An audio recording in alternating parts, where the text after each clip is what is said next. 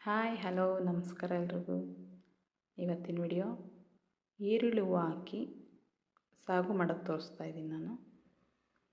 ಏನೇನೆಲ್ಲ ಮಾಡಬೇಕು ಅಂತ ನೋಡೋಣ ಬನ್ನಿ.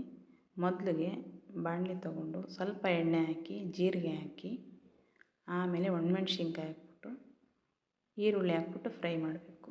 ಈರುಳ್ಳಿ ಒಂದು ಅರ್ಧ ಫ್ರೈ ಆದ ನಂತರ ಟೊಮೆಟೊ ಹಾಕಿ ಟೊಮೆಟೊ ಅರ್ಧ ಫ್ರೈ ಆದ ನಂತರ ಈರುಳ್ಳಿ ಹೂವನ್ನ ಸಣ್ಣದಾಗಿ ಕಟ್ ಮಾಡಿ ಇಟ್ಕೊಂಡಿರಬೇಕು. ಈ ಥರ ನಮಗೆ ಯಾವ ಸೈಜಿಗೆ ಬೇಕೋ ಆ ಸೈಜು. ಸಣ್ಣಗಿದ್ರೇ ಚೆನ್ನಾಗಿರುತ್ತೆ, ತುಂಬ ದೊಡ್ಡದಾದ್ರೆ ಚೆನ್ನಾಗಿರಲ್ಲ. ಈ ಸೈಜಿಗೆ ಕಟ್ ಮಾಡಿ ಎಲ್ಲ ಫ್ರೈ ಮಾಡ್ಕೋಬೇಕು.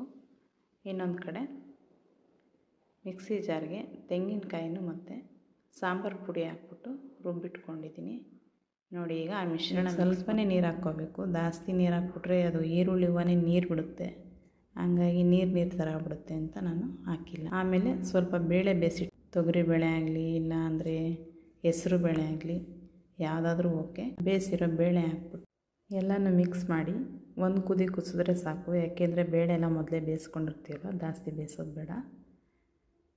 ಆಮೇಲೆ ಇದನ್ನು ಪೂರಿಗೆ, ಚಪಾತಿಗೆ, ಅನ್ನಕ್ಕೆ, ಇಡ್ಲಿಗೆ ಎಲ್ಲದಕ್ಕೂ ಸೆಟ್ ಆಗುತ್ತೆ. ತುಂಬ ಚೆನ್ನಾಗಿತ್ತು ಟೇಸ್ಟ್ ಮಾತ್ರ.